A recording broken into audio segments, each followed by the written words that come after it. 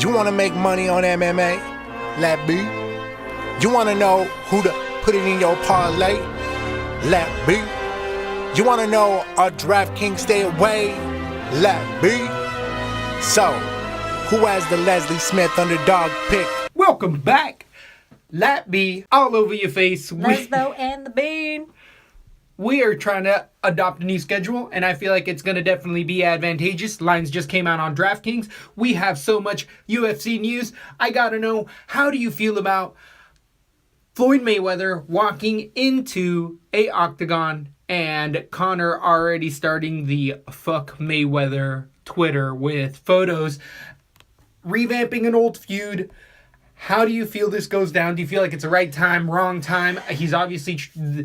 They're trying to start, that's what the route they're trying to go. And Floyd Mayweather in MMA, I got anybody against him, 100%.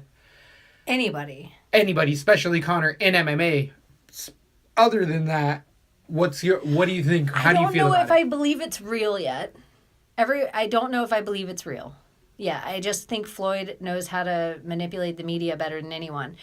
Also, in boxing, if you perfect something in your life, any person, and especially if you're a guy, even if you are 40, if your body's in good shape and you perfected something, let's say he perfected boxing, he's the greatest ever, and he at least figured out how to make the most amount of money out of something.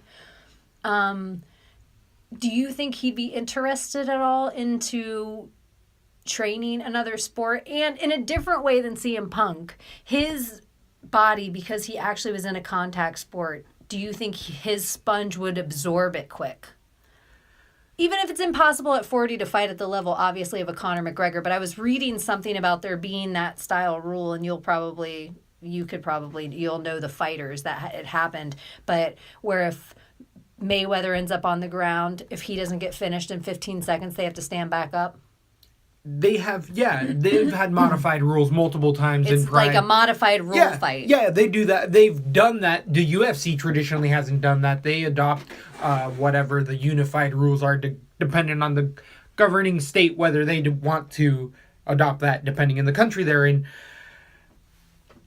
It's a really, really big hype fight, and both of these guys are looking to make the most money as possible. Floyd Mayweather knows how to hype anything. So I feel like he could turn. He could also say, oh, the UFC stuff just to build interest, especially in our community.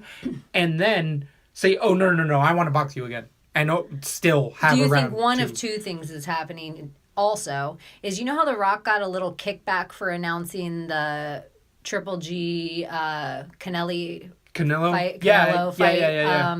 And he must have got a little kickback to announce it. He was the first one. And he has a ton of followers. Like 2.5 million people saw it in like the first X amount of time.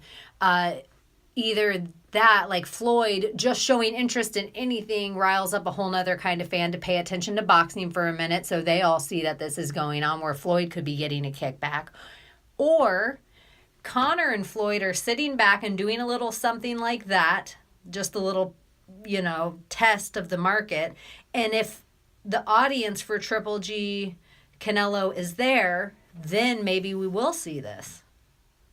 Because no matter what happens with Conor, the two fights that you will see him in, no matter what else happens, you'll see him fight Floyd again, and you'll see him fight Nate Diaz again. And I feel like I've said that for a little while. Yeah, I'd agree with that. So I do think, I don't know which will happen first. I feel if the money for Floyd is there in the audience, that makes more sense, because if Conor goes into the trilogy and loses to Diaz, Floyd doesn't want that fight anymore. It's not as intriguing. I want to see him in MMA. I get it, but I also, if he were just my friend, I would tell him to take. I'm sorry to steal Floyd's thing, but I would say, easy money. Take the easy money. And it's not because of whether or not he wins. It's which one's going to be harder on his body for that amount of time, for the per capita of money. MMA for less money. Yeah. I just don't see it. Floyd Mayweather fighting in MMA. It doesn't make any sense at all, especially that it would be some sort of weird title, because Dana's not willing to give the title up? WME, the company that owns the UFC. What about if there's some kind of back-end deal that we don't even know about for $1 billion for 3 fights? That's already in motion, is what you're saying. Then. What if that is the sure, $1 billion? That's a possibility. Do you think we see Floyd fight in the UFC? $1 billion? I think that you may be onto something by maybe not having a mixed martial arts fight and having more of a modified rules fight. There'd be something more like that. That would be more plausible. And it would be set up more as an exhibition and just Conor doesn't even need to take Floyd down in the octagon. He could just leg kick him. Or kick him in the belly. Kick him in the belly. Like he does front kick all the time. Head kick. Yeah, it's oh over. My God. Yeah, it doesn't make sense. So. But what about another boxing fight? I hate it. I don't want to see it. But not about what we want. But if you were Conor's bitches. friend, wouldn't you say, yeah, fight, box again. Make them extra money. It's $75 extra million. If not more. If not more than what he'd make in the most the UFC. Yeah, it makes sense. It makes the most plausible sense that Conor's going for the money and staying away from Khabib and Tony. Who was Kevin Lee was on the Big Brown Breakdown, and he was saying that he thinks Conor fares a better chance against Khabib, but wouldn't beat Tony because he sees holes in Khabib's game, and he thinks there's a reason that Khabib wouldn't fight him. They've been very smart with the style choice they've picked for Khabib up till this point. He has had a very, very tenuous UFC run with having unique opponents that up until Edson Barbosa were fairly untested. And I feel like you were a big advocate of that. A lot for Khabib. So. And you know what? I hate to be a hater, but I was never a huge Edson fan, and I let all the analysts talk me into him on that fight, but right as the fight came on, and not that he's not a friggin' awesome guy, but I get it. I think he was the perfect guy. If you were to take the top 5 guys, he was the easiest match for Khabib. It's definitely striker even versus though wrestler. He was ranked 3rd by the UFC. Yep. Could he have been ranked 3rd? And Michael Johnson, has he been exploited now that you've seen the way to beat his path? It's interesting. Kevin Lee also said he didn't want to fight Justin Gaethje. He said he would fight him. He just doesn't want to fight him now. He knows he's taking fights and stuff. But he's like, that has nothing to do with me. I don't want getting knocked out. He shouldn't be taking fights so soon. Who was the fighter that was saying that they would only fight someone for $1 million on the... Was it Nate Diaz? No, I think it was somebody else on the show. Alai Kenta.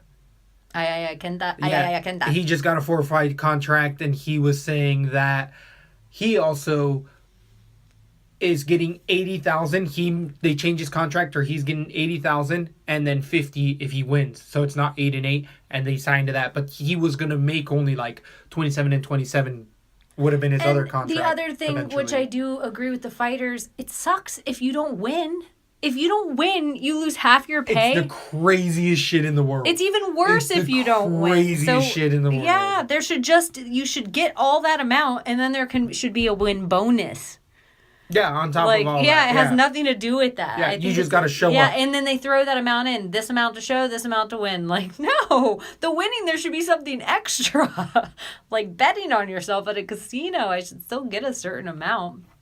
Anyway. So, any other last little bit we have from the Twitter versus... Did you watch Ronda Rousey and her WWE walk in and point down? It is disgusting. I absolutely hate it. There's fans that love it or hate it. Of course, I watched everything on Twitter. I didn't watch it live. I don't want to watch WrestleMania or whatever she was promoting potentially, but there's just so many unanswered questions for me in MMA that how dare I even get into that? You need to pay the piper and just say. She says she's not saying she's done in the UFC. Oh my goodness. Well, it's like Brock Lesnar. Can you say he's done in the UFC? Good point. Very good point. So. It just makes her star bigger. I know, this is what I understand. I know, I'm a purist. I want to watch it. Oh, well, I was actually thinking about Travis Brown. That was pretty good. I was thinking about, he would make a great wrestler. He has the perfect build for it. You know those tall, like, Undertaker type guys? I agree 1,000,000%. He's huge motherfucking mungus. Yeah, he's tall. You put some makeup on him or some fun thing. Does he got bad knees? And I don't know if Ronda's going to be a heel or not, or a baby face. I heard somebody, it might have been Brennan Schaub, say, oh, she's going to be a baby face because she's taken the rowdy Ronda monarch, like Piper used to be. Piper was not a baby face. He was a heel all day in wrestling. Yep. All day in wrestling. Maybe toward the end when he showed up occasionally, he was the good guy. He was Rowdy Piper. Right. But he was a heel back in the early day. Yeah. He was like Hulk Hogan's nemesis. Dick. Yeah. Yeah. He's just an asshole. Yeah, but Ronda looked really happy to be there. I'm all for any of these fighters getting to make a really significant living after they're done giving us this. Like, Ronda gave me 10 really exciting fights. And regardless of if they're exciting or not really, if I look back technically at them, they were so exciting just that it was happening at all in the UFC. She did prove herself. It was not nothing. She did run through the top level at that time, which wasn't high caliber, but it still was the foundation for what is coming. And really, if we get 20 fights out of a fighter, that's unreal. Crazy. Well, I ain't here to talk about boxing and wrestling. I think it's time to get to the breakdown, what we're all here for, to get our honest answers on what we think is going to end up going on the fights. Still in the winning percentages, haven't ended up having such a good week, so we already ended up covering that. Hit up our last Monday show if you haven't already. Listen to that. We really went into our Twitter stuff, but either way, how do you feel about this breakdown?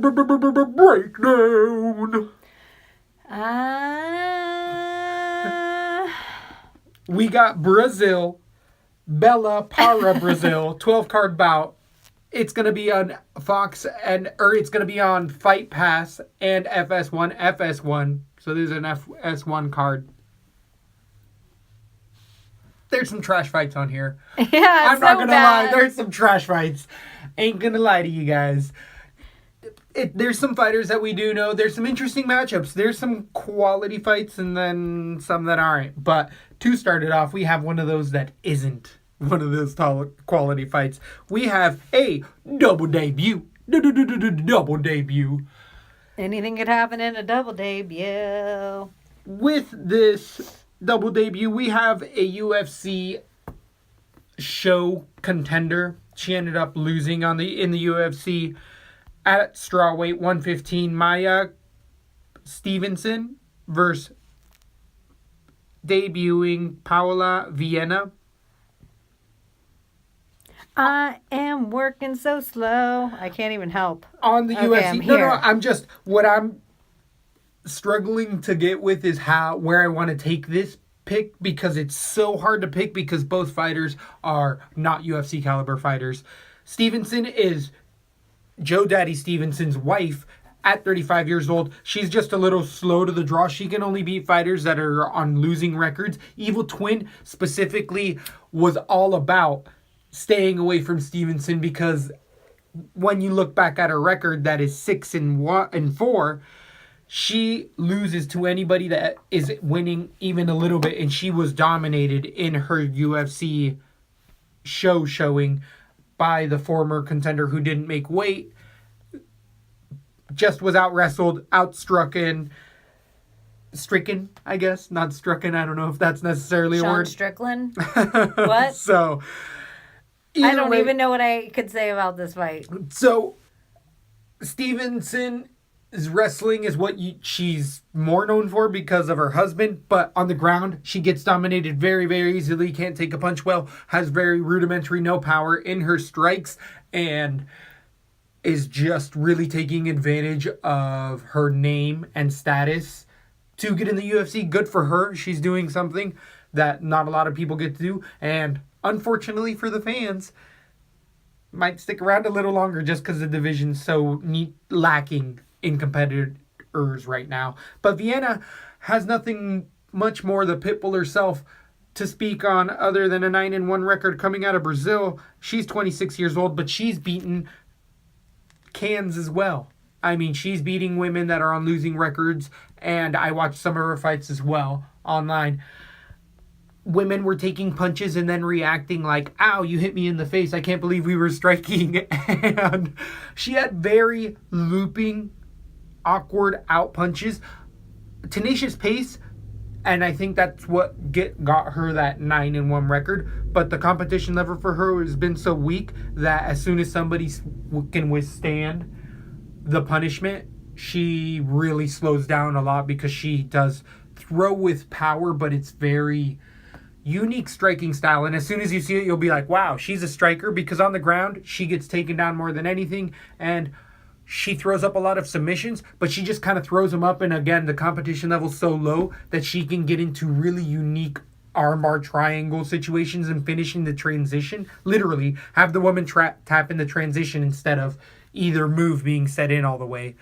So I can't trust either fighter at all. This is a LATB. Stay away all day. First fight of the night.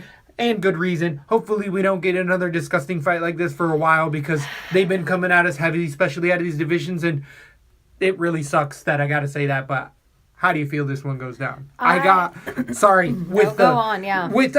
don't think I gave you a pick, right? I don't Did know. I give a pick because I'm so disgusted? I have Vienna decision, just being more of the scrappier fighter that's willing to go into the deeper rounds. Stay away. I don't even think Vienna is whatever. At least she's fought ladies with winning records. Stevenson's never even fought a woman with a winning record before. She did, and she lost to her. No, that lady had a 2-2 record. Is that a winning record? Well, no, that's a 500 fighter. Yeah. So, Viana's at least fought women with better records. The thing I say to watch out for altogether is 35. She's never been at that weight. And we also can't tell where Polyana Viana has ever fought before. We don't know what weight she's fought at. So I think, is this a weird weight for both these fighters to fatten the women's 115 division where maybe neither of them are comfortable? Are they both maybe potentially 125-pound fighters? I'd like to stay away from this fight. Altogether, it doesn't all the way bets, all the way around. This is just going to be very, very low level competition. Hopefully new viewers are expecting this one to be a barn burner, because if it is, it'll be just slop fest. I have Viana submission round 3 finish.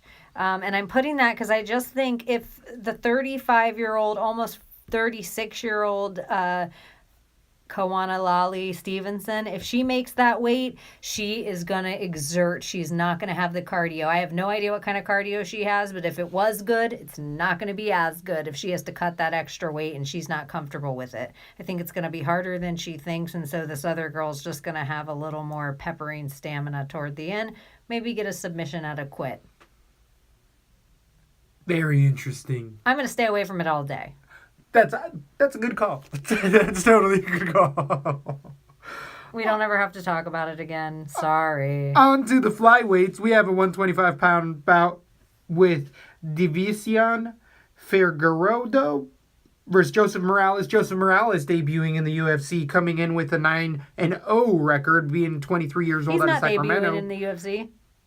Oh, I'm sorry. He beat Roberto Sanchez 5 months ago via rear naked choke. So he has a few other wins. Interesting. I remember breaking him down. I feel like I picked him. Let me see. Let me check out my record. Yeah, we've been definitely doing this show long enough. I'm sure Morales has crossed my mind, or the other. I wonder why I got that confused. Either way, the 13-0 fighter, Figueroa. He's an alpha male guy. I think you were hot on him when we talked about him before. He is an alpha male guy. I don't know why I'm completely out of my mind on the. He's blanking out for me right now, but yeah. Either way, I can go on about Figueroa being more of a striker, using his wrestling in reverse, coming out of the Mojaro Brothers Jiu-Jitsu gym. He's definitely going to have the same reach advantage. We are in Brazil. this is going to be a factor for a lot of the fights because we have seen this. What's our Brazilian factors? The judges always seem to be in favor. If you're not a regular listener, we'll catch you up. Right. What maybe some are other ones? Being at level either up in the mountains and or at sea level, which I don't know where necessarily Para, Brazil is. If it's I'm going to switch coast. back to Viana decision. Anything that goes to decision probably will go to the Brazilian fighter, 1. That's not a bad call. 2, that Brazilian juice that you sometimes say is flowing. Also a really good call. 3, what part of Brazil? Because some parts of Brazil have tons of altitude. Yeah, some are mountains on the side of a mountain. Anyways. Either way with... Is that any of these? Oh, is it high altitude here? I don't know. I'll look it up while you go on with your breakdown. Topography is for this with Daiko. Dike. Devasio. He's the Muay Thai striker. Uses his wrestling in reverse. Has okay takedown defense. Has trouble getting up on the ground. He's serviceable. Has okay reversals. Against an alpha male fighter like Morales, who's going to be better in wrestling regardless of his background, just because at that alpha male, they tend to really lean on that and get their guys up to par. He's going to end up being the taller fighter by an inch at 5'6". Has a good gas tank, good pace on him. Also likes to keep it standing, but can fall back on his wrestling when he needs to. This is a really close fight. I do think that I don't know if Morales has really traveled too much out of the States to really fight, and that Brazilian factor might come in. He might be only a couple days into camp, and I think that's also a factor for some of these fighters, where we know Figueiredo is only a hop, skip, and a jump, even if it's traveling from town to town. He might be local favorite because UFC does like to put some of these local guys now on the card, which makes a lot of sense. So I'm going to go Figueiredo decision. I don't think I'm going to bet this too much. The DK lines are out, and the fighter, who do we have? Divisio Figueiredo is 8-4 against his Morales 7-8. Morales does have a finish. Morales doesn't look like a horrible play on DraftKings there. He is going to be putting up a fight. There's potential knockout. He can win decisively by finishing this bout. I do think that Morales has clear decision in mind, but all of this that we're saying with all the refs and everything, I do think Figueiredo can... He got a shit split decision where we will say it should be a 30-27 Morales' way, and they end up going like 29-28 for Figueiredo. Split decision, dirty split. Dirty split. How do you feel this one goes down? Do you care about Belém, the city? Don't give two shit. Yes, I do care about Belém. Where is it in Brazil? Who are you, Cobley Covington? I forgot where we were at. I was like, oh, so what about Belém is the beautiful a Brazilian city. The country. It's a Brazilian city, the capital of the largest city in the state of Pará in the country's north. It is the gateway to the river Amazon with a busy port, airport, bus, and coach station. Belém, blah, blah, blah, blah. I don't care. Anyways, it's at the neck of the river. It's probably... close to sea level. Yeah. Right? In between, probably the Midlands. But at the north... Ooh, I wonder how security is for all these fighters when they fly them in. Is it deep security? Do they got crazy ass? Are we going to have fighters popping on cocaine? Are you going to... Okay. Could be a little high, but nothing crazy. Nothing crazy. So we don't have to worry about that. The elevation too much. Good to know. Shite. Okay. I just am shutting screens. Let me open it back up. Here I am. Back again. Expand. Divisio versus the alpha male Morales with the dirty split in my eyes. I'm going to stay away from it. I think Morales can get the finish here. He has to do it decisively if he wants to win this fight. He can't let it go to the decision because he will lose a decision regardless of how the fight goes. In my personal eyes. He can't let it go to decision. Ooh, Roberto Sanchez. I could switch my mind on this fight altogether as well. I just really like what Team Alpha Male's doing right now. I think they're super smart with who they're putting their fighters up against. Like, I think they're handpicking fights for their fighters. I think they have a lot of shooting stars going through different parts of the UFC right now. And these are their weight classes. 125, that's alpha male. That's perfect. I really just got to trust everything thrown at them. I think this guy, his hopes is that he's a fast finisher. He has that quick, good power.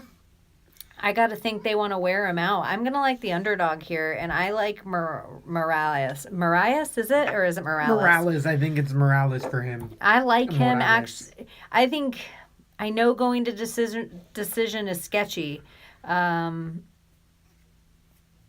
I think he could finish it from quit, but I think he can get a clean decision here, even though it could be so ugly if it's a robbery. I think he can get a clean decision or a submission finish late in the game. I'm going to go with Morales, submission round 3 as an underdog. I'm going with Bopo. So 7-8 on DraftKings. Do you like that? Yeah, that's nice for me. Yeah. I'm all about that. Figueroa, I'm not hugely impressed with the Jared Brooks win. I know everybody's like, what? Everybody jump on this train. This guy's the real deal. But you know how I feel about anyone with the last name Brooks. This is a no's gotta go fight. 9-0 versus 13-0. And O has got to go. Ooh. I think Mariah can do it. It's going to be a fun one. It's going to be more interesting than I thought, but it's hard to tell. These are both up-and-coming young fighters, and Figueroa is in there. He jumps on submissions all day as well. I am a Team Alpha Male fan. Wear the guy out. Wear him out. So, on to the bantamweight division. 135 pounds. We have 2 veterans in the UFC. Yuri Alcantara versus Joe Soto. Alcantara's coming off of a 2-fight losing streak, 35-9 in his career against Joe Soto, coming off of a 1-fight this loss, fight is a ugly. 18-6. This is a really unique fight. Both fighters being a bit, well, not older. Joe Soto's only 30, but Alcantara definitely at 37. Training out of that Jackson Winklejohn. He might be flying into town. He's definitely going to be the fighter with a 6-inch reach advantage at 71 inches, but they do share the same height. So, Soto can put fights together. He's beaten some pretty low-level guys to be on that streak. And once he came up against Brett Johns, which I had him against, he got quickly calf-slicered a month ago. That was crazy. It was seconds. It was so gross. And Soto's supposed to be this jiu-jitsu ace. So Alcantara has that type of submission flash ability as well, where he will jump on guillotines and or jump on jumping guillotines, all sorts of stuff, triangles off of his back. But with Alcantara and his age and the new USADA rules, which may not play here, he's really quitting fights for me. And I feel like I've made money off of Alcantara in a lot of favorite fights he's been in before, because he has that flash potentiality as well. His striking is crisp for a little while, but he starts to slow down, and then his output really slows down for me. His takedown defense is actually okay. Out of the Alcantara brothers, Yuri has always been the better of the fighters, but I think that with his advanced stage, especially in these lower weights, you don't see guys go into their 35, 36s. 37 is ancient at this division, so I think it's all lighting up. I got Soto in this. This is a decision for me. This is scary as well. The juice could be flowing in Alcantara's favor all the way around, judges and vitamins, if you know what I'm saying. How do you feel this one goes down? Joe Soto likes to get bloody in his fights. He's not worried about it. I think they're actually going to paralyze each other on the ground, where it's not going to be advantageous for either of them in any position. One of them will get on top. There might be a couple of reversals. This will be a really weird fight, not worth a lot of points. I don't know what they are on the DraftKings yet. Alcantara, I like how all these older fighters are keeping a career fighting in the UFC. Are they only fighting in Brazil? All their fights afterward. I think it could go to split, dirty split. I don't really see either guy really getting finished here. On a standing, I don't like Alcantara's reach advantage. It's pretty significant. 6 inches. Yeah. It's pretty significant. But Joe Soto don't mind getting messy. He'll find his timing eventually, and I think he ekes out. If it gets to that eking point that I'm even saying this, he's going to eke out a decision. That's in somebody else's hometown or in their home country. Exactly. This fight is, to me, is a hashtag stay away. As well, I agree. There's quite a few of these. It's going to be a hard pickings on the DraftKings as well. I just scrolled up and saw the next fight. I save it. I don't, you know how I like to. I try not to look at the entire fight card. I get to hear a couple of them that are going on, but I like to do it all fresh with you, our beautiful, wonderful fans. With Soto, do you want to know the DraftKings real quick? Soto versus Alcantara, they're right in the middle, 8-2 versus 8,000. Stay away all day from that fight. You can find other stuff. So, with the lucky fans, they do get to hear our unattested reactions. I guess I do go over mine a few times. I like to be working on my card as soon as the last show's over. I was wondering if maybe you shouldn't pick your picks, until on air as well. Even if you do all your research and you look at it and do all that stuff, just don't make your pick until on air. Okay. So even though you might change, you might make it in your head, but not even on your card. Fresh card until air, because it might change everything as you're talking about it. Anyway, so the reason I was so excited is because I just scrolled up and saw. I think it's one of Lesbo and the Bean's favorite fighters. Chito Vera definitely has come through for LATB multiple times over versus Douglas Andrade. This is not going to be an easy fight at 135 pounds. The 12-4 Vera is coming off of the show and also gaining a few wins in the UFC, starting his UFC run with a loss to Grant over a year ago, being in decisions, now come through with a few underdogs and has lost his last decision to Lineker, but I don't think that that's as bad of a loss as people make it. Lineker finishes a lot of opponents, and Vera stayed in there even though he was brutalized the entire fight. So I feel like people should know how you can beat Chito Vera, and you got to overwhelm him. And Andrade, at 24-2, 32 years old, can do that. He does slow down a bit more than Lineker. He can throw with heavy power, but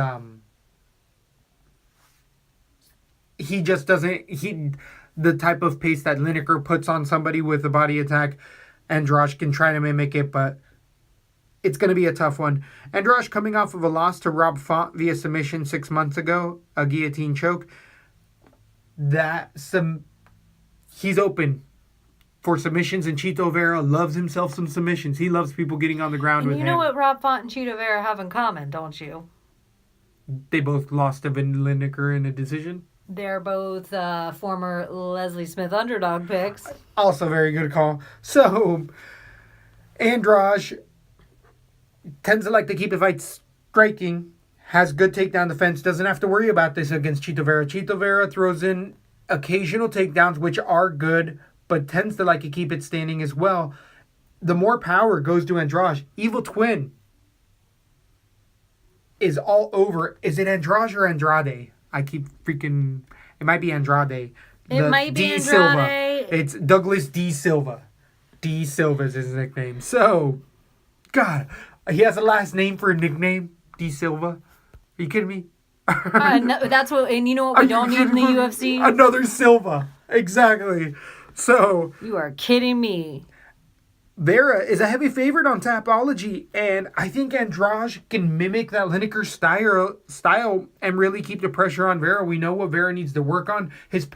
What I like with Vera is how crafty he is and how he's still growing. I think he's still going to keep growing, but he's been lacking on the power even though he has multiple finishes with head kicks, and that's because he'll throw those head kicks later on in the rounds, but he's also an opportunist at submissions. Chito Vera is very quick thinking on his feet, has good fight IQ, and will jump on a submission that is sneakier than most, and we know that Andrade is susceptible to that. So Evil Twin is all over Andrade.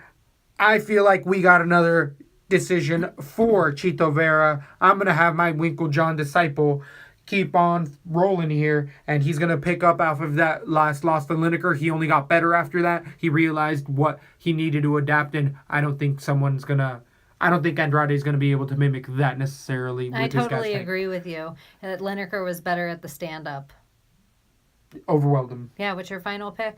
I have decision Chito Vera. How do you feel this one goes down? I think Cheeto's going to eke out. He's going to wear out the cardio a little bit. His stand-up's not as bad as you think. He has a reach enough, and he has good leg kicks and actually crazy body kicks and head kicks as well to keep him at distance for that first round and wear him out.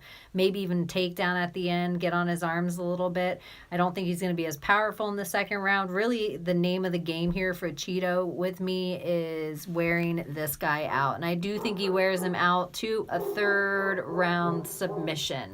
So Chito Vera is 8-3 on DraftKings against the Andrages. Where is this mother? Les Dog wanting to be in play here, but I don't know if it's gonna be because I think Chito Vera is actually the underdog. Favorite. Yeah, at 7-9 for Da Silva Andrade. That's a stay away for me on DraftKings. I feel like if there is more of the finish, it's gonna be. If Lineker can't put you out, I don't see Andrade be putting him out necessarily. Especially with the game plan Winklejohn likes to imply. I will have Cheeto on my cards. I think I'm putting him on there as well. Cheeto on my cards. Or is that going to be Lat B's card of the week? Maybe. So, on to the lightweight division, 155 pounds. We have Alan Patrick versus Damir Hodzlevic. Hodzlevic's coming off of an 11-3 record, coming off of a win against Marcin Held with a knee 7 months ago. Prior to that, losing to Markov Taisumov TKO. But in the UFC, Hodzlevic really was losing that Held fight, making it grinding. Held has really not shown up in the UFC, so this win keeps Hodzlevic in it. I think Hodzlevic learned a lot in that fight. It was a grueling fight. Hodzlevic's gas tank is scary. He does tend to gas, but that's because he has a lot of output. He throws very hard strikes, likes to keep the fight standing when he can. On the ground, he can get up, but doesn't have a submission game that has really stuck out so far, specifically against Held, being such an ace. That wasn't going to really show, but he threw a perfectly timed knee at the beginning of the third round, I believe, and to have that type of awareness, also great fight IQ. Really love what I'm seeing from Hodzlevic, but against Alan Patrick, who's a longtime veteran in the UFC, being 14-1, Patrick is 34 years old and tends to be a taller fighter at 5'11". Against Hodzlevic, 6 foot. These both guys making 155 is unfreaking real. Patrick does have a 4-inch reach advantage, but Patrick really knows how to get fights into grinds. Patrick hasn't finished anybody in, let's see how many fights here. Well, he lost to Taisumov as well by a head kick over 2 years ago, so they're sharing a loss. MMA math says that these guys are going to draw it out. But last decision to Stevie Ray. Then he's beat Garrett Whiteley over 4 years ago. But either way, Patrick is a good kickboxer with good takedowns. Once he takes you to the ground, though, he doesn't really advance. He keeps on you with that top position and he'll just grind out the fight until he gets that decision. Striking wise, he's very serviceable, has great knees as well, throws a ton of power as well. Patrick's chin is a little more suspect out of this fight, so I think the firefight, once it gets underway, Patrick's going to go right into those better shots and good shots that Hodzlevic was a bit susceptible for in his fight, and it's going to stay in a Patrick decision. I do feel like he's the favorite here. I had Hodzlevic earlier, but I do think the takedowns are going to play a factor for Patrick. He's going to keep fighting. He's not a flashy fighter. It's not going to be as fun as people expect this one to be, and they're going to hype up Patrick as a knockout artist. Not in the UFC as much. How do you feel this one goes down? I don't really like either guy's chin, honestly. I've gone back and forth already the whole time you've been talking. I've gone back and forth on both guys. I'll probably pepper both of them on a few separate cards, but I honestly see one of them getting knocked out. I don't see it going the distance at all. I think they're going to get in a firefight. And, I think Patrick's skill is awesome and everything being said. But Hadzovic, I just feel him being reckless, wild, and one of those reckless, wild punches catching Patrick. And, or a knee. I like him. I think he's going to advance here. It's a really weird pick. It could F up my whole night. I probably won't have Patrick anywhere. I'll put Hadzovic on a few things and stay away from it, though, most of all. Patrick is 9,000 on DraftKings to Hadzovic's 7-2. So Patrick is decisioning people. That's his style of fighting now, guys. So stay away from Patrick at 9,000. He's got to really put it on. I don't see a finish in this fight. So stay away. I think that's a good play. Good play. At that little cheap price, I'm going to put Hadzovic on a few.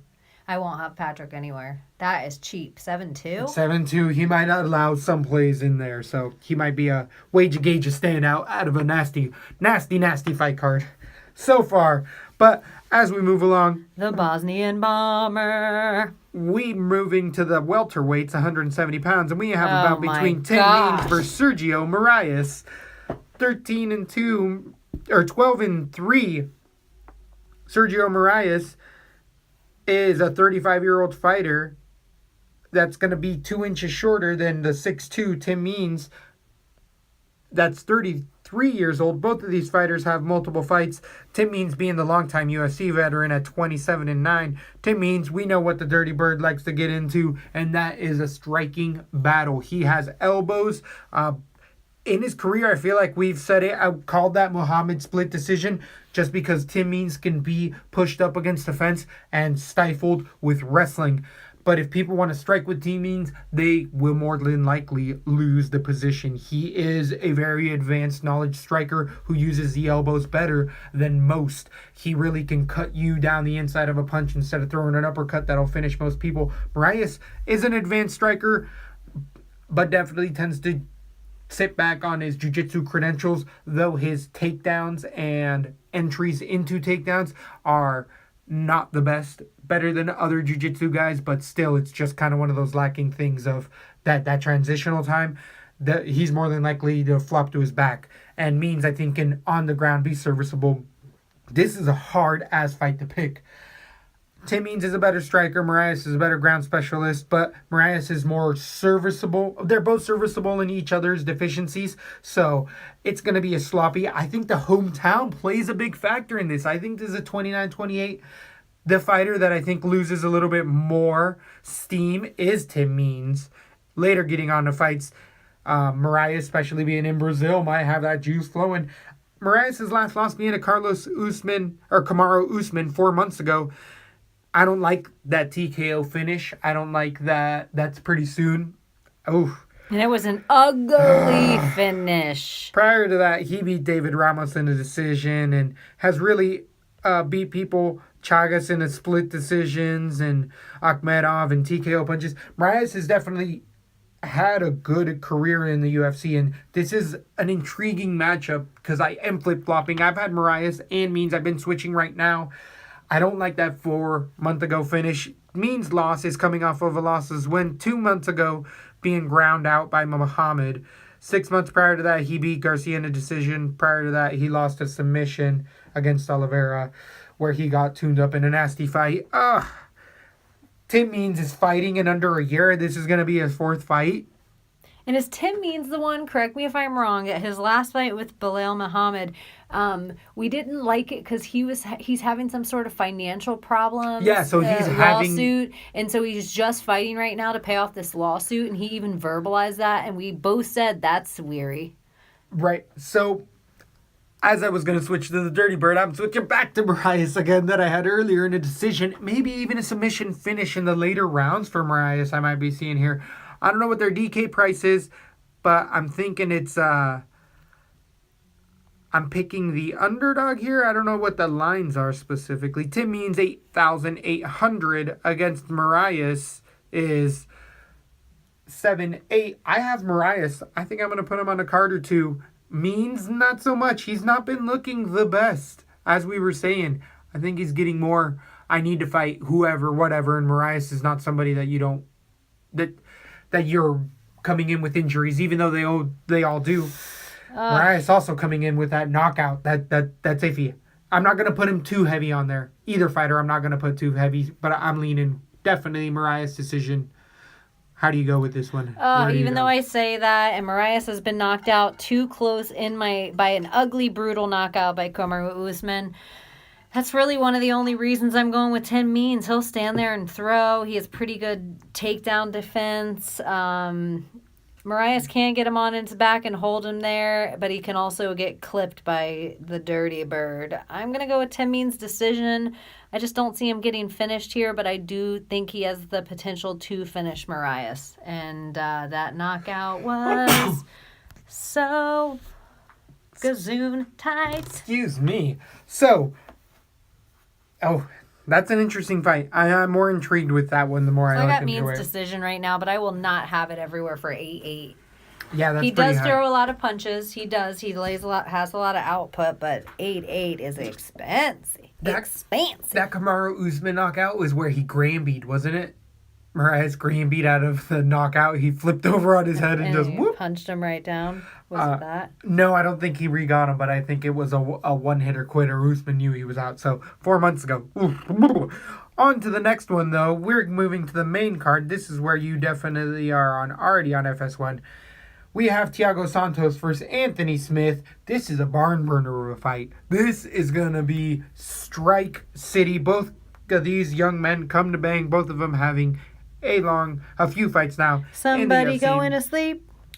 28-12. Anthony Smith, the Lionheart, is 29 years old, coming out of Nebraska. He's going to have a 1-inch reach disadvantage against Santos, who's 16-5. Coming in with some brutal finishes over Jack Hermanson. Mershart, he knocked out Marshman as well, but he lost to some of the high-level Musasi in a TKO and Spicely in one of the biggest upsets ever over a year ago in that submission. But Anthony Smith, on the ground, has the ability to finish Thiago Santos. It's whether he's able to take him down and get him there, because that's what you got to do, is get him there. If on the way in you eat one of these shots from Maheta, which I believe translates into one of the worst tattoos ever in the UFC. This is a young man who has the mallet on his middle of his chest.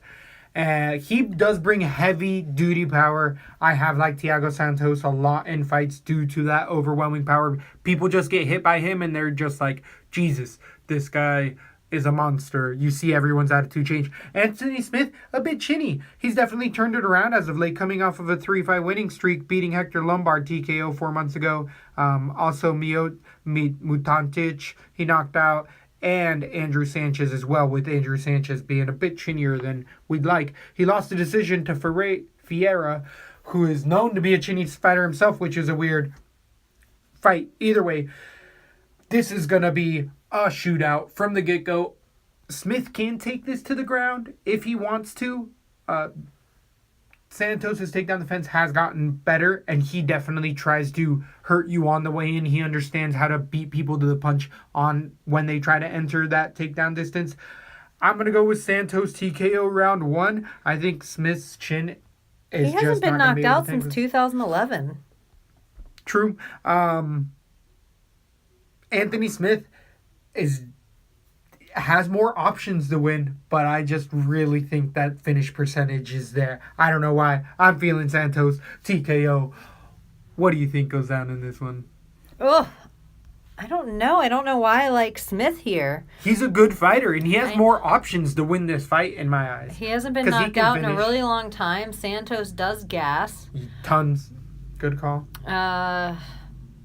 He's young. Where is his gym out of? Where is this kid out of? Anthony Smith, Evil Twin, is also all over Anthony Smith.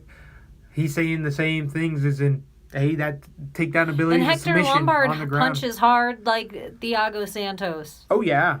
He has that crazy heavy mallet of a punching power as well. Thiago Santos, honestly, I've been waiting to fade him for a while. I'm going to go with Anthony Smith here, knockout in round. I think he's going to have to wither a lot of round 1 from Santos and wear him out a little bit to really catch the knockout. But something weird and crisp can happen too. I think he does have the better ground game. You're right. I like him better here. I think he's an up-and-coming guy in this division. It's a heavy, hard division. This is a heavy, hard guy to go through. We know the juice is flowing. This guy, I feel like, always fights in Brazil as well. 9-2 for Thiago Santos on DraftKings against freaking Anthony Smith, 7,000. 7,000. That's undervalued.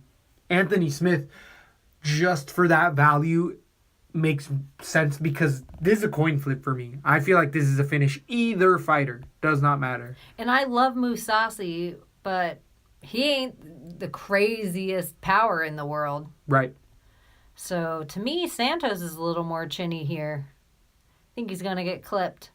I like Anthony Smith on this fight. It's a crazy... I'm having a bunch of underdogs. Woo! Gonna be easy to make your card. Easy to make my card. Doesn't always mean good. Doesn't always mean a good fight. So, I think this is gonna be a weird fight night, for sure. This is definitely gonna be unique, the turns that are made around here. On to the heavyweights, though. We have... Is this the main card? This has been the main card, yeah. Oh, they started off the main card. You know what we forgot to do right before the main card? Nope. Do you want to take a second guess, or you want me to just... Just fill me in.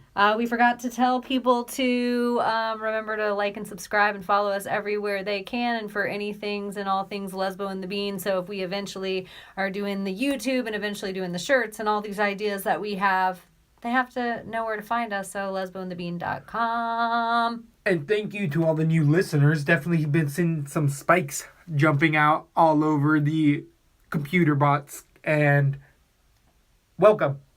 Do we have any new countries that I'm thinking of right now? We have the heavy hitters now with France and Poland Spain and Australia and India. I haven't checked. I'll need to update. Because I'm sure it's going to be pinging all over now. Now we're going to have Brazil we'll be all up in us. Pinging. Are we pinging all over? No, I don't know if that was this past week. Anyways, yeah, maybe Brazil. We are fans of Brazil, even though I fully called him Colby Covington. He doesn't feel that way. He doesn't think I do not feel that way. It was a joke. We don't think anyone lives in a shithole country. Nope. Every country has its own beauty.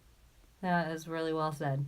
So, with another two beautiful men in another main card bout, we have Timothy Johnson coming in versus Marcelo Gome at 265. Both of these gentlemen have to cut a little bit to make weight. Actually, Gome is more sits at that 240 range with a 6-0 record. He's coming in at 25 years old, beating Christian Colombo 2 months ago in a submission. Colombo is not deserving of a UFC contract, so don't let that get overhyped. Either way, Glom looked good with his Muay Thai, good strikes.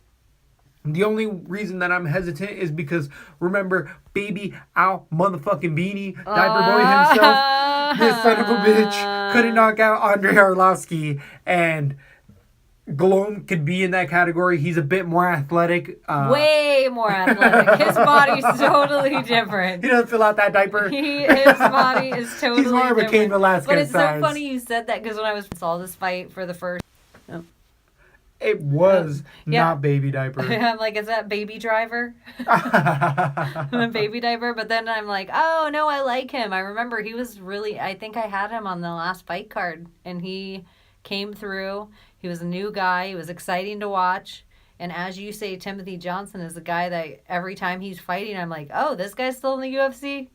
Oh, I would say that about Johnson, but that was it. Colombo, who he fought, doesn't deserve a record. Sorry, Timothy Johnson. No, Timothy Johnson's coming off of a loss. He has an 11-4 record. He's spattered in his UFC record. Losing to Albini and TKO punches is a big favorite in that fight. Beating Omuzlianchuk in a split decision. Losing to Volkanov.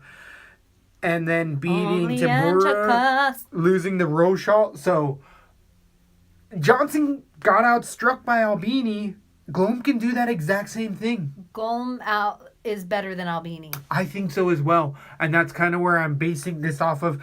With a 32-year Thanks, Albini. career. We both remember you. You bastard. Yeah, he did something right. Yeah, but this was making us help with my decision right now. Yeah. I feel really secure in my pick. So, I am going to pick the local Brazilian Sao Paulo native who is... Timothy Johnson at 32 has a long career in the UFC if he wants to, but I do think he's getting more figured out as just being the atypical wrestler who I tend to favor. But even in his wrestling ship, he's just kind of a big guy who decides to stand and strike and not use his wrestling. And he's been out clinched by lesser fighters, and I think Glom can come in and do that. I do give fucking Johnson a little bit more credit, though. I'm going to go TKO round 2, Glom.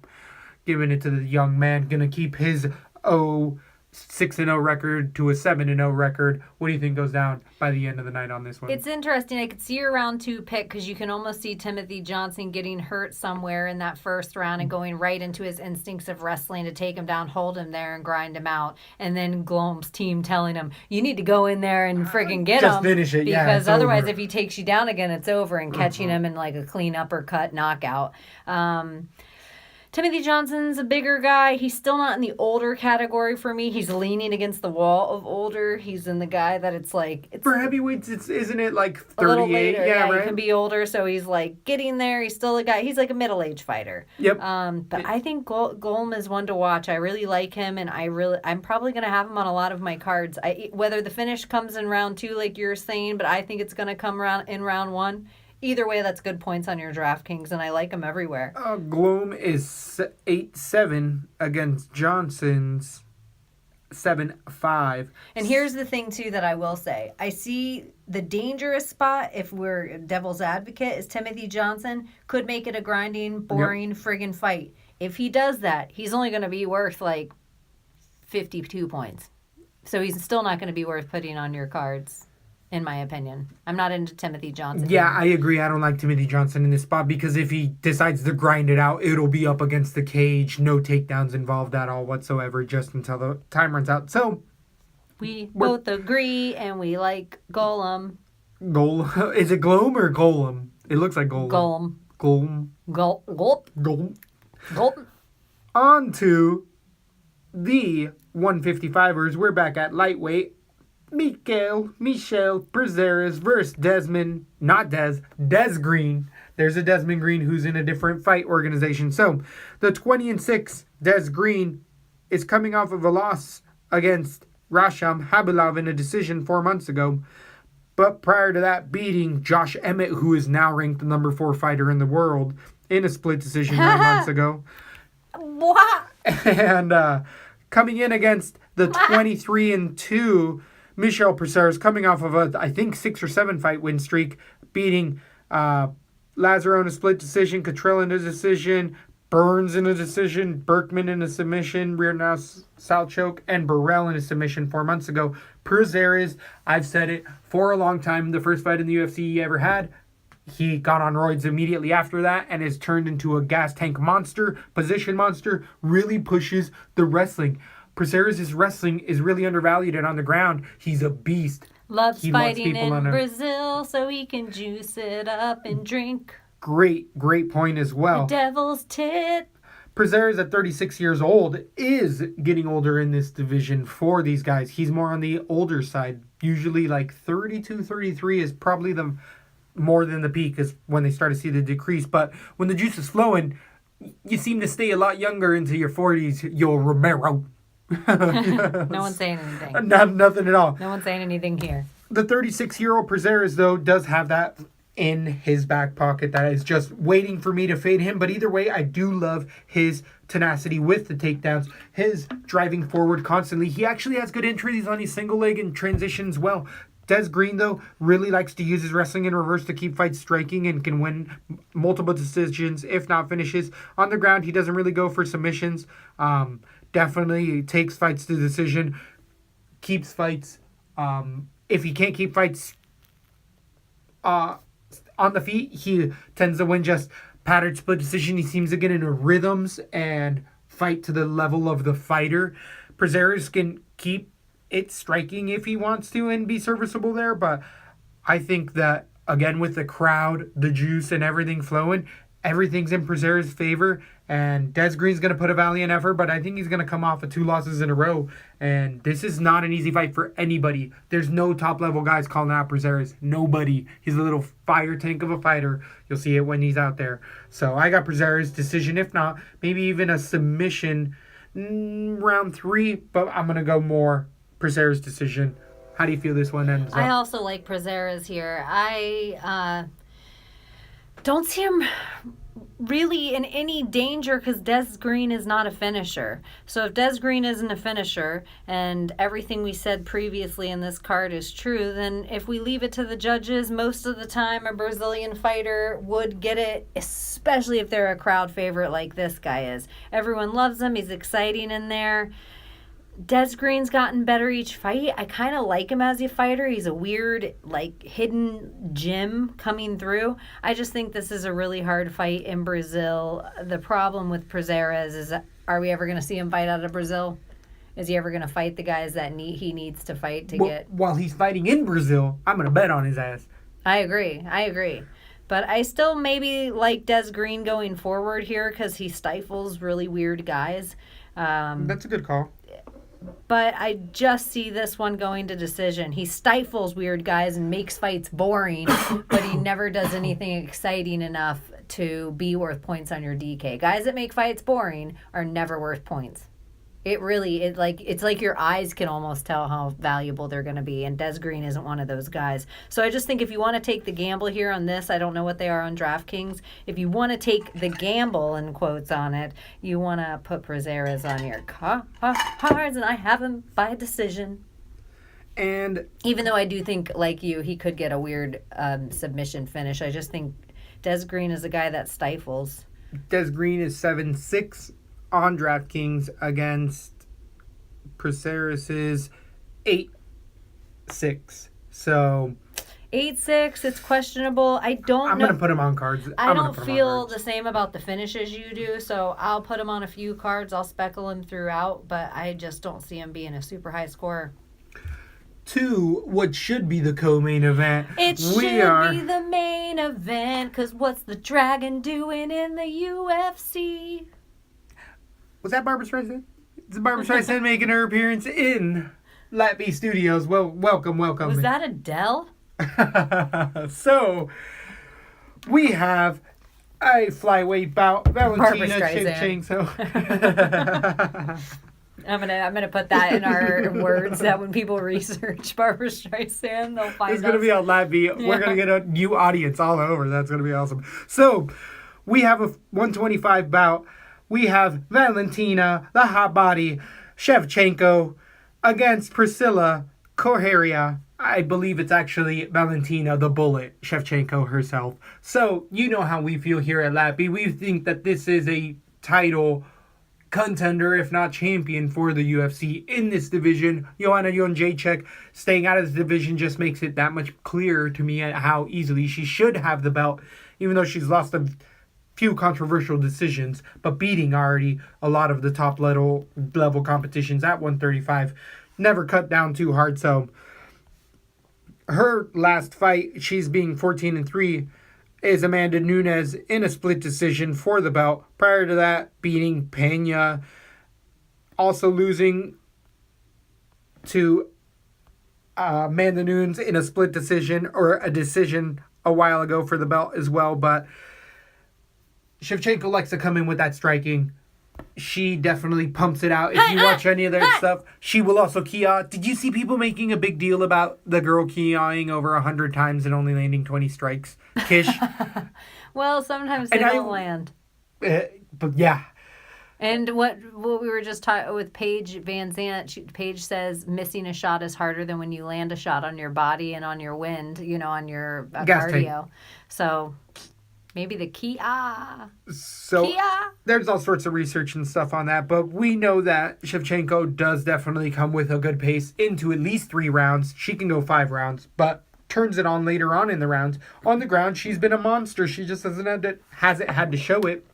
What she has shown, though, is great fight IQ, not tons of finishing power, but definitely against lower level competition, She can very easily overwhelm fighter. Only top-level tacticians have been able to beat her, and that's pretty much Amanda Nunes, and I don't know who her other loss was, but I believe it was decision.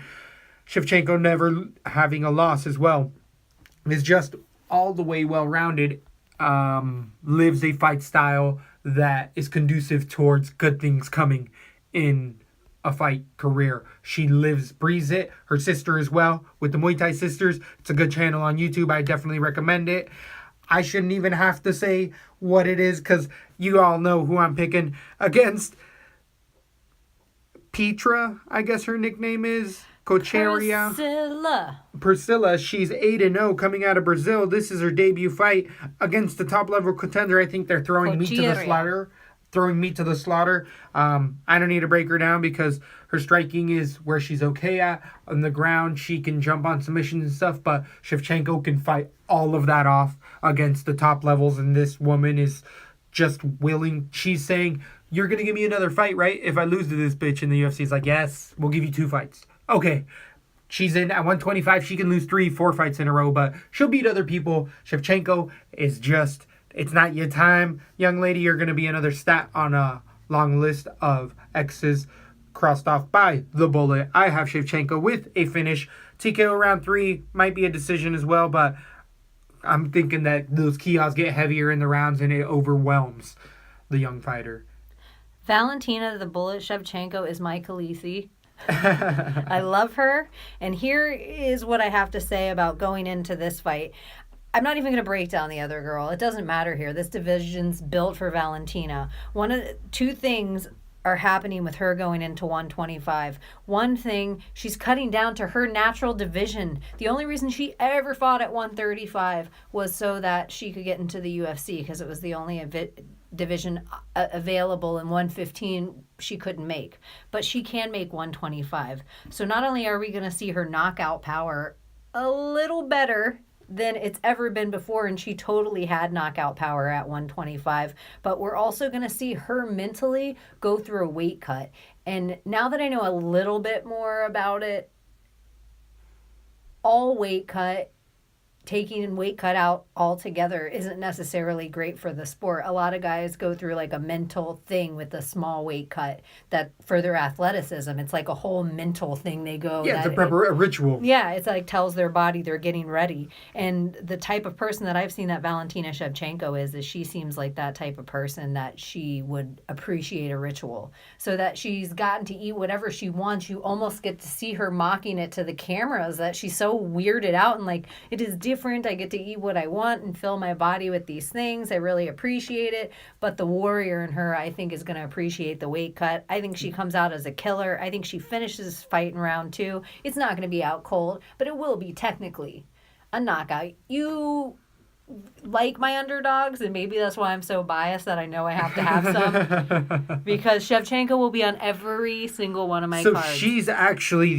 the most favored DraftKings line at 9,600. Everybody's on this hype train now, but we've been saying it forever. Against 6-6, so it's nothing that you guys ain't hearing or seeing. She's went from the opening minus 700 favorite to the minus 900. So 700 wasn't enough. People have kept coming in on Shevchenko because that's the type of a squash match this fight is at the new weight for 125. I'd like to say, from what I was hearing from you, the weight cut kind of is sharpening Shevchenko's. That's what I think of. It's only, yeah, right? It's just if she always weighed in under at about 132, 133 when right. she would fight before. So even going into this, 7 pounds. Oh, that's water weight. Yeah, that's water weight. Yeah, so I feel like she's professional. She's right. done this before.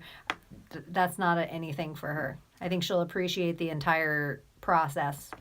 So, if you can fit her on your cards, definitely put her on there because you're going to need to make room at 9,600. And no offense to this woman, Shevchenko stood up to the second toughest woman in Brazil and didn't get knocked out. Maybe one of the few people who has. So I don't think this lady endangers her in any way. It's Team Bullet. So sorry about the bias. It's always Team Bullet. Oh, shit. You know what I just thought? Once she gets the belt, then we have to be off of the... We do. We have to find somebody new. We have to change. Luckily there's some new prospects in there getting in there that people are definitely not about, but woman. That's where we gotta be. That's where we gotta be professionals. That's where we gotta do our research. Because we would have been Rose before. We both loved Rose. And we would have thought, she's going to one day. We'll be able to ride or die her for a while. I don't know if I can let the bullet go. Yeah. It's dimmed her rules. I feel like those are the rules. Oh, man. It's like a fledgling. Blossomed. Yeah, because we've had her from the beginning as our, like, girl. And not that she won't always be our girl, but she won't be our... So if they lose the belt and get back into contendership, do we get to be on them again? We could. Interesting. So, on to the co-main event. If you don't know what we're talking about, we have these little rules that we like to always follow. One male fighter and one female fighter as a ride or die, which thinking about goes against the term ride or die altogether because we trade them in. Right. Eventually But the rules is they either have to be they have to be in contention for the belt in our minds. And so our old male fighter used to be game bred, and we don't think he's in contention, and we traded him in for Kamaru Usman and have been on that train for a while. And Valentina has been our girl from the beginning. We always thought she'd get the title in the 135 and figure out Amanda, but she never really pulled the trigger in that fight specifically, and only with Amanda. That's her Achilles heel so far. Otherwise, I think she's unbeaten. That might be wrong, but no, she's lost somewhere else one other time. Anyways, so we're gonna have to find another fighter to replace her with. There's still a few fights left till she gets to that belt and at 125. And you always want Juliana Pena. Oh, no, there's definitely a couple other bright prospects I coming kid. there. Shevchenko everywhere. Moving on. So, to the co-main event, we go at bantamweight 135 pounds. We have John Dodson versus Pedro Munoz. Both of these fighters coming in with a few bouts under their belt.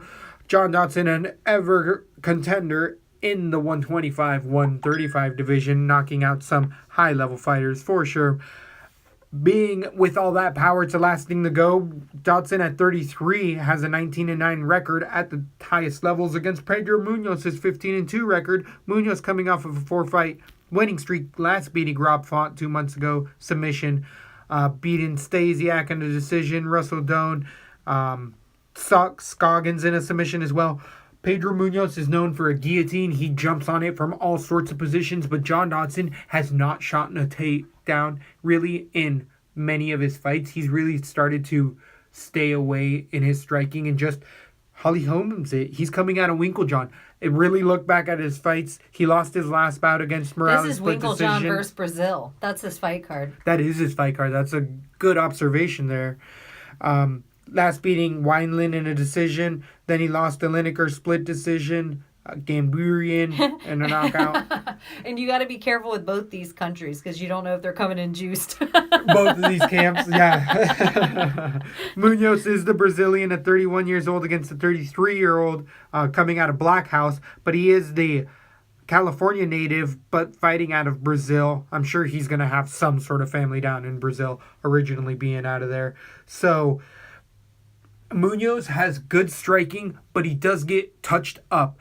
It's crisp, clean boxing, but he leaves openings by leaving his hands a little bit down more than I tend to like on the ground. He is a monster. He can get back into his feet if he gets taken down, and it's actually pretty hard to take down. Again, as I was saying, I don't think Dodson's going to shoot the takedowns. He's been more of the 1-2 punch combination and backing out. He's been relying on that overhand right that he made himself famous with by knocking out multiple people like TJ. Tiptoeing to the right the whole time. Yeah, but constant movement. Bouncing. But he has had a few knee surgeries as well. Dodson's just had a long career, and the weight cut, he couldn't make it 125. That's also the years adding up in a long career.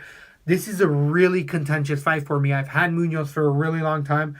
I do think the home advantage does play in Munoz's favor.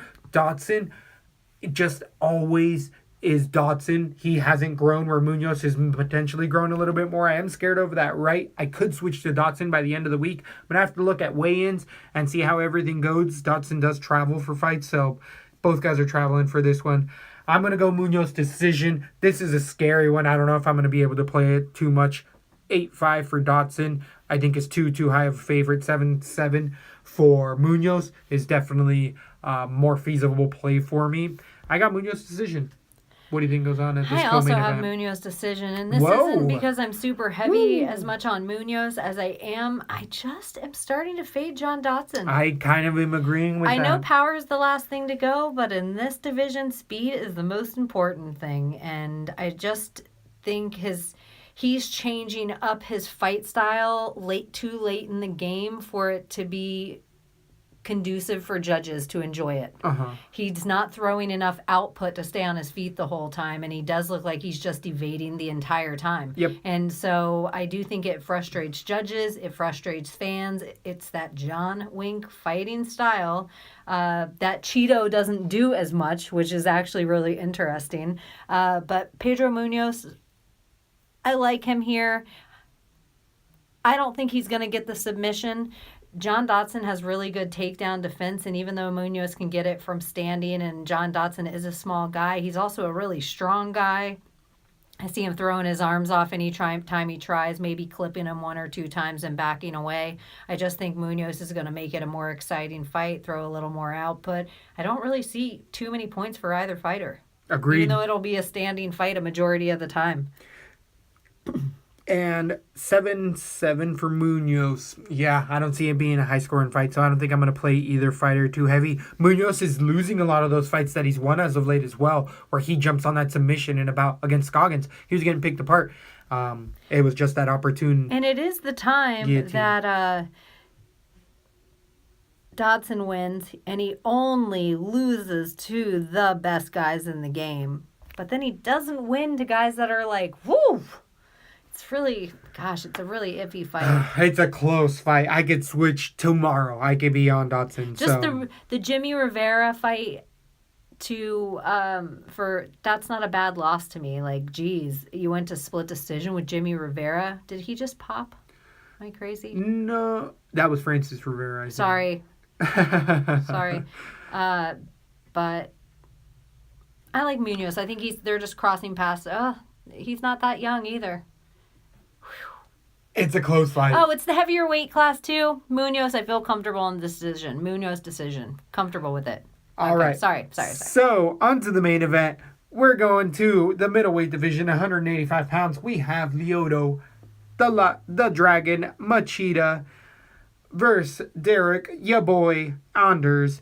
Anders coming in with a 10-0 record, having a few fights in the UFC, knocking out having a decision over Prez, and then knocking out Natal, also going to decision a few times, but tends to end up finishing his fighters with mega power. Has clean boxing. Gas tank isn't all that good at all for Anders. Anders is definitely going to have the least ring experience in there. Lyoto Machida being 22-8 is coming off of a 3-fight losing streak. Losing to Derek Brunson TKO 2 months ago. 2 months ago. Losing TKO to Yoel Romero 2 years ago. Then losing again to Rockhold submission. He has a speckled win against CB Dalloway in there, who's a very chinny fighter, and lost to Chris Weidman as well. Machida is definitely at 39 in the later part of his mixed martial arts career. For me, Machida's game is, everybody knows it's the counter strike, but it's also the explosive blitzes, which have really gone away later on in his 39 years now. He doesn't blitz as well. His timing-based game plan doesn't work all that well because it's timing-based, and when the speed and the timing starts to go off, not good things happen. And your brain doesn't know it's a half second off when you plan to throw the punch or that millimeter. 2 months ago, this is something that we do not like fighters. We like to have them take off more time, but Machida's already taken long break due to healing an injury. So those things are all adding up for him. He's definitely coming in to have the pay-per-view buys in the local town, but Anders is a monster. I don't think that Anders is a better striker than Lyoto Machida. But what's going to happen in this situation is if you look at even most of Lyoto Machida's finishes when he wins fights, he's always eating the shot simultaneously as he's landing the shot. It's a very counter-based fighting style. But now he's losing that punch, so Anders is going to get to the punch first and be the person eating the shot and giving the shot instead of Machida. I think there's a TKO round 1 written all over it. It's just, horrible fade for Lyoto Machida. I'm going to put Anders wherever I can. He's going to be 8-9. I see 100% finishability just against Machida. Against most people, I'm going to fade Machida now. In fighting, every once in a while, you have to block a friggin' punch with your face. And Machida cannot block anything 2 months later. He was knocked out 2 months ago. Yep. That is crazy. It's not because I think Anders is some hype train, and this is a little something to watch. This is a little something for our fans to watch, and I think it's good for betting. I am predicting an Anders hype train build by WME. The ride or die, the real fans, they know that Usman's are bomb. They know Shevchenko's awesome. The ones that the WME are trying to build, and this is a weight class, and kind of what you do is you build, he's the next Ngannou. He's a guy that you feed the right people at the right time to build the right KO record. You keep that, undefeated record going, and then he's a monster. And then you can have kind of the bad guy, the Joker, that if you're Robert Whittaker or Luke Rockhold or whatever, you're kind of building a fight for them later on. So, Lyoto Machida, you shouldn't be fighting anymore. You shouldn't have been fighting 2 months ago. Anders KO round 1 everywhere. He's got to be expensive. Yeah, he definitely is going to be a pricier fighter for the night. Anders being the 8-9. He has an average finish rate in the UFC, finishing the only guy he's facing there, but it's that football athleticism. His claim to fame so far that they've been pushing with Anders is he's a football player and who he's ended young. up doing that. They're building him. Building him. They have learned how to do that right, hopefully, to give the guys the right fights, at least for the next 3 times to get him on one pay-per-view. I just watched this hype train. If you see everyone jump on it, Anders, he's the new. Just beware. So do we have a LATB underdog pick? Oh my gosh, did we agree on one? I don't know if we necessarily did. The end up lines being I think we agreed on a lot of this night. This is an interesting Gardner was Nets. The underdog. Shevchenko we agreed on. Prazeres, I think, is the favorite there. Golem is the favorite. Smith is the underdog, but you think Santos. I have Means. You have Marias right now. I have Hadzovic. You think Patrick's going to pull it out. Cheetos, for the first time ever, is the favorite. Is the favorite, exactly. I have Joe Soto. He's the favorite right now. We both have Joseph Morales. I think he's actually Bopo. I think he's the underdog. Am I wrong? Or do you have Figueroa? You have Figueroa. I believe I have Figueroa decision. Figueroa. Yep, I got him decision. All right. I could be switched to Morales. I could switch to that Morales, that alpha male style. It's just the hometown advantage with that fight. I'm saying it's going to be a dirty split because it's not going to be a finish. And Figueroa's dirty split. Exactly. That's exactly what I'm calling for. So I can go with Morales and feel comfortable with that and not feel that that's going to be... It won't be the one that ruins your card. It's a split decision. Yeah, exactly. And in a split, that's a coin flip of a fight that I'm telling you, you'll see that it's going to be a nasty fucking card on that. It's going to be a gross card. Leslie Smith underdog pick is Joseph Morales. All right. I think the wager gager we can't, that's going to have to be Morales as well, because everybody else we pretty much are on. So that's the way the cookie crumbles. That's the way the cookie crumbles. All right. Well, so... yeah, I guess we don't have to give you a Lesbo and the Bean card. Maybe if we put it together later in the week, maybe we'll put it on our Patreon or something. Not a bad idea. Definitely remember to look us up on Patreon now that we have that going. We're going to have to set up some links. Yeah, we'll set up some other cool stuff on there. We have so much stuff, you guys. Sorry, we do not have interns. But the other thing is, all of our picks, whatever we do, if we create cards or anything, you can get that for free if you follow us on Twitter at Lesbo and the Bean. And once again, lesboandthebean.com. Lesbo and the Bean.